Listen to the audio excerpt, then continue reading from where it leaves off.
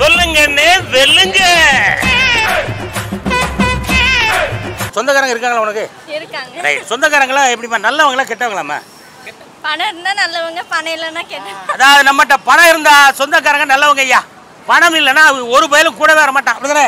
ஆமா. ஆமா. எந்த மாதிரி சொந்தக்காரங்களை எந்த மாதிரி விஷயங்களுக்கு வச்சுக்கிட கூடாதுமா? இன்னென்ன விஷயத்துக்குலாம் சொந்தக்காரர் கூடவே வைக்கக்கூடாது. நல்லது நடந்தா வச்சிருக்க கூடாது. வைக்கக்கூடாதா? ஆமா, கெட்டதுக்கு மட்டும் தான் கூப்பிடணும். அதாவது ஏதாவது ஒரு கஷ்டமான ஒரு கட்டத்தில் மட்டும் சொந்தக்காரரை கூப்பிடுங்கய்யா. எதுக்குமா கூப்பிடலாம் சொந்தக்காரங்களை? கல்யாணம் பண்ணும்போது கூப்பிடக்கூடாது. கல்யாணம் பண்ண கூப்பிடக்கூடாதா? ஆமா.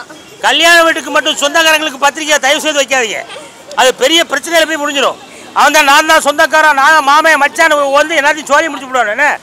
காது குத்துறதுக்கு கூப்பிடக்கூடாது. காது குத்தும் போது மட்டும் மடியில மாவனை தூக்கு அவனை தூக்கணும்னு சொல்லி யாரையும் தூக்க விட்டுறாங்க. கம்மளோட காணாம போயிடுவான், அப்படிதானே? சாவுக்கோ கூப்பிடக்கூடாது. தயவு செய்து யாராவது மறுக்கையம் ஆயிட்டா அங்க மட்டும் கூப்பிட்டுறாங்க. ஏமா? அப்புறம் அங்க வந்து இவங்க அதை பண்ணாங்க, இவங்க இதை பண்ணாங்க. பாடைய முன்னாடி பிடிச்சி தூக்கி நான் கிழக்கத்தான் போவேன், இவன் வடக்க போய் பாடி நடு ரோட்ல கிடந்து ஏகப்பட்ட பஞ்சாயத்து ஆயிரும், அப்படிதானே? உங்க வாழ்க்கையில சொந்தக்காரங்களை நம்பலாமா நம்ப வேண்டாமா?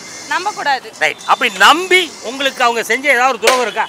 நம்ம ஒரு கஷ்டத்தை அவங்க கிட்ட ஃபீல் பண்ணி சொல்றோம். சரி. அத வந்து நம்ம யாரை பத்தி சொல்றோமோ அவங்க கிட்டே போய் மூடி விட்டுருவாங்க. ராத்திரி பூரா நம்ம கூட தானே இருந்தா, அதுக்குள்ள இந்த நியூஸ் எப்படி வெளியே போச்சு?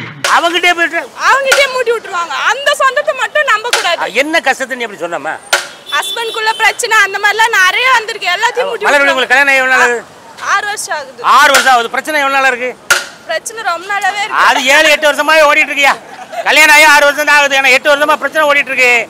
இதை போய் ஒரு சொந்தக்காரன் நம்பி ஒருத்தர் சொல்லி துளைச்சமியா, இவன் நேரம் போய் எங்க வீட்டுக்காரன் சொல்லிட்டான், உன் முன்னாடி இப்படி சொல்லிட்டு அப்படிதான். இந்த மாதிரி சொந்தங்களை தயவு செய்து கூட வச்சுக்காதீங்க. இப்ப நீ கூட அந்த சொந்தங்களை வச்சிருக்காங்களா? இல்ல, வச்சுல அறுத்து விட்டேன். அறுத்து விட்டுட்டியா? அறுத்து விட்டேன். பேசவே இல்லை அவங்க கிட்ட. அவங்க இதுவே வேணான்னு விட்டேன். அன்னைக்கு அறுத்து விட்ட சொந்தங்களை இன்ன வரைக்கும் சேர்க்காம மலர்வழி இருக்காங்கன்னா மலருடைய துணிச்சலுக்கு ஒரு பாராட்டுக்கள். நன்றி. கோகிலா. கோலமாவு கோகிலா. வாங்க கோகிலா. என்ன பண்றீங்க கோகிலா? நான் பிஇ படிச்சிருக்கேன் சார். பிஇ படிச்சிருக்கீங்க? என்ன வேலை?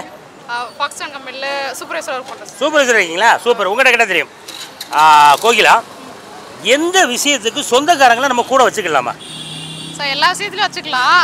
ஆனா அவங்க எதிர்பார்ப்பாங்கல்ல. எந்த விஷயத்துக்கு வைக்க கூடாது சொந்தங்களை? சொந்தங்களை வந்துட்டு தேவைக்குன்னு வைக்க கூடாது. பணத்துக்காக நம்மள யூஸ் பண்ணிக்கிறாங்கன்னா வச்சுக்க கூடாது. அதாவது பணத்திற்காக புரியலையே பாப்பா, எப்படி அது பணத்துக்காக யூஸ் பண்றது? பணத்துக்காக யூஸ் பண்றாங்கன்னா ஏதாவது நம்ம காசு கொடுத்தா பேசுவாங்க, இல்ல நம்ம ஏதாவது செய்முறை செஞ்சா பேசுவாங்க அப்படின்னா வச்சுக்க கூடாது. காசு. அதாவது நம்ம ஏதாவது செய்வோன்னு எதிர்பார்க்கிற சொந்தங்களை கூட தயவு செய்து வச்சுக்கிடாதீங்க, அப்படிதானே? ஆமா. எதுக்காக சொந்தங்களை வச்சுக்கலாம்? ஒரு கல்யாணம் பாசத்துக்காக வச்சுக்கணும். சும்மா ஒரு பாசத்துக்காக இவெல்லாம் சொந்தக்காரமையா அப்படின்னு சொல்லிக்கலாமே தவிர துட்டு இல்லைன்னா கூட சேர்க்காதீங்க தயவு செய்து, அப்படிதானே? அவங்க வந்துட்டு எதிர்பார்த்து இவங்க காசு செஞ்சாதான் பேசுவாங்க அப்படின்னா வச்சுக்கூடாது. பணத்துக்கு மரியாதை கொடுத்து எவெல்லாம் பேசுறானோ அவெல்லாம் சொந்தக்கார லிஸ்ட்ல இருந்து தூக்கிருங்கய்யா. ஆமா, சொந்தக்காரன் நமக்கு தேவை கிடையாது, அப்படிதானே? சூப்பர் கோகிலா, அருமை.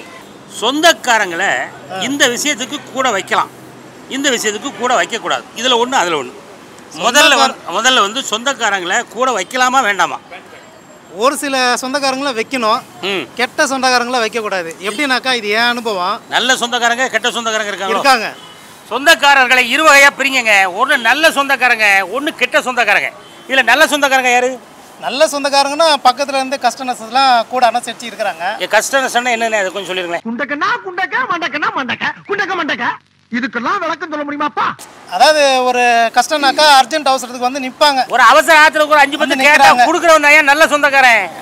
ரெண்டாவது, இப்போ ஒரு எக்ஸாம்பிள், எனக்கு ஒரு பொண்ணு பாக்குற வேற சந்தர்ப்பம். சரி. அந்த சந்தர்ப்ப சூழ்நிலை இவனுக்கு பொண்ணு தராதீங்கன்னு இன்னொரு சொந்தக்காரர் பொண்ணு வெளியே போயிட்டு பஞ்சாயத்தை முடிச்சு விட்டாங்க. அப்படி ஒரு சொந்தக்காரன், அப்படியே ஒரு சொந்தக்காரங்க இருக்கிறாங்க.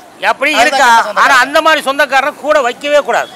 ஏன்னா ஒரு பொண்ணு பார்த்தா என்னன்னு சொல்லி கெடுத்து விட்டா என்ன சொன்னா? என்ன அவன் நல்லவன், அவன் கெட்டவன், நல்லவன் கிடையாது, ஏதோ கண்டதெல்லாம் இல்லாத விஷயத்தெல்லாம் சொல்லி என்ன சொன்னா அனுப்பி விட்டு. அதுல ஒரு 2 சொல்லுங்க. என்ன சொன்னாங்கன்னா தெளிவா சொல்றது சங்கடமா இருக்கு, கொஞ்சம் கஷ்டமா இருக்கியா?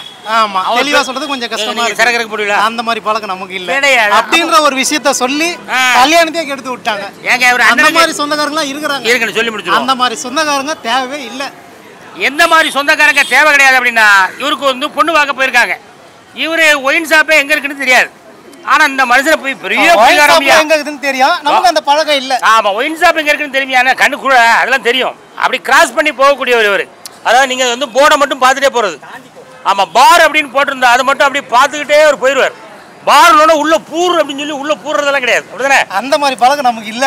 அப்படி இல்லாத ஒரு மனுஷனை காலையில 6 மணில இருந்து நைட்டு 6 மணி வரைக்கும் குடிப்பாயா, இவனுக்கு போய் ஐயா பொண்ணு கொடுக்கீங்க அப்படின்னு சொல்லி ஒரு கல்யாணத்தையே நிறுத்திருக்கான் ஒரு சொந்தக்காரன். அந்த சொந்தக்கார பேர் திருமணே இல்ல, நான் சொல்ல விரும்பல. ப்ளீஸ், அவன் பேர் சொல்ல கூட நான் விரும்பலையா. அப்படி சொந்தக்காரங்களை, ஆனா அது ஒரு லேடி சொந்தக்காரர் தான். அது ஒரு லேடி சொந்தக்காரர்கள், நல்ல ரத்த சம்பந்தப்பட்ட சொந்தம் கூட. ரத்த சொந்தமானே? என்ன என்ன ரத்தம்னா என்ன குரூப் இது தெரியல. என்ன ரத்தம்? எங்க அம்மா சைடு ரத்தம் தான். எங்க அம்மா ரத்தம் யாது? அவங்க போய் இப்படி தப்பு தப்பா சொல்லி என் கல்யாணத்தை நிறுத்தி போங்க. கல்யாணம் ஆயிட்டா இல்லையா? ஆவல, இன்னும் ஆவலையா? அன்னைக்கு நின்ன கல்யாணங்க. இன்னும் எனக்கு யாரும் பொண்ணு தர மாட்டேங்க. ஏன்னா இது மூலமா நம்ம பொண்ணு இப்போ உடனே உங்களுக்கு தேடி வரும்னே. ஆமா, எந்த மாதிரி பொண்ணு எதிர்பார்க்குறீங்க நீங்க? பொண்ணா இருந்தா போதும். பொண்ணா இருந்தா போதும். இவரு பையனா இருப்பார், அவ்வளவுதான். என்ன அப்படிதானே? அப்படிதானே. விரைவில் உங்களுக்கு திருமணமாக வாழ்த்துக்கள். நன்றி. அதாவது கல்யாணத்தை நிறுத்தக்கூடிய சொந்தக்காரனை கூட வச்சுக்கிட்டாங்க. கூட 5-10 கொடுத்து உதவுற சொந்தக்காரனை கூட வச்சுக்கிட்டாங்க. சொந்தனாலே மெயின் பிரச்சனை தானே. சொந்தனாலே பிரச்சனை தான். இந்த சொந்தமே பிரச்சனை ஐயா. சொந்தக்காரங்களே எங்களுக்கு வேண்டாம்யா. மாமா மச்சாங்கிற உறவுல வேகிறத விட ஒரு கட்டு விறகுல வெந்துட்டு போயிடலாம்.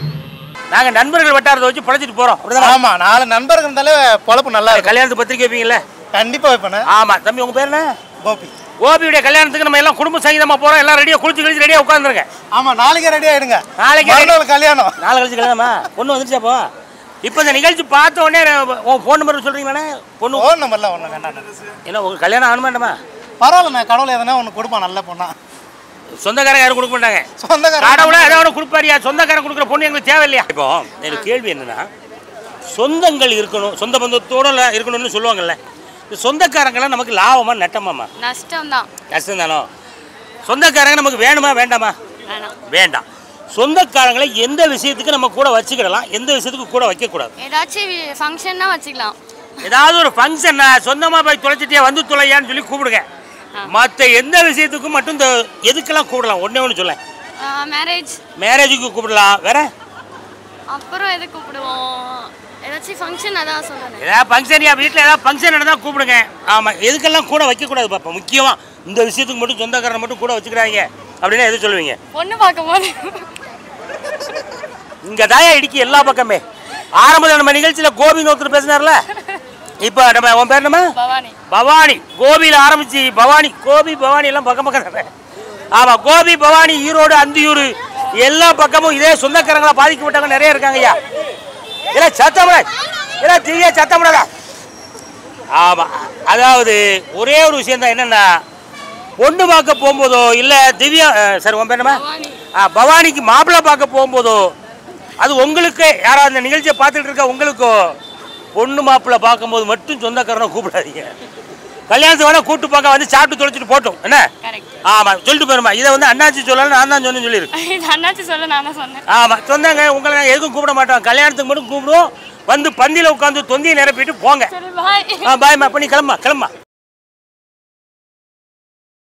என்ன மாதிரி ஸ்ட்ராங்கா இருக்கும்னா ஹெல்த் பாஸ்கெட் மல்டி மில்லட் முருங்கை மிக்ஸ் சப்பாத்தி சாப்பிட்டு பாருங்க.